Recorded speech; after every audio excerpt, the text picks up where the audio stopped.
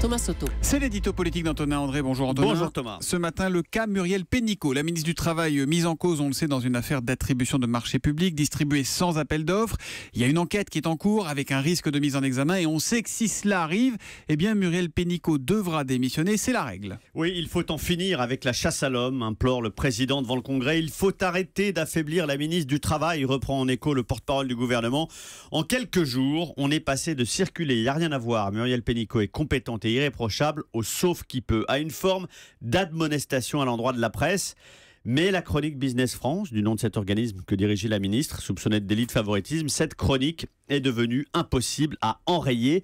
Et oui, elle risque d'affaiblir la parole et l'autorité de celle qui porte le texte phare de ce début de législature.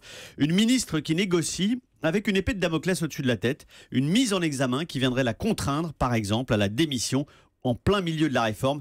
C'est l'image de renouveau, de probité, de compétence du gouvernement tout entier qui en souffrirait. Ce serait le cauchemar pour le couple Macron-Philippe. Sans aller jusqu'au cauchemar, comme vous dites, de la mise en examen, on imagine que cette affaire peut déjà peser dans les négociations, peut affaiblir la parole de la ministre. Paradoxalement, les syndicats, non seulement ne se réjouissent pas du tout de cette mauvaise passe pour la ministre, mais ils redoutent aussi son éventuelle mise en examen et son départ. Pourquoi ? Parce qu'ils l'apprécient, parce qu'elle connaît ces sujets dans le détail, elle a l'expérience, elle est une ministre experte.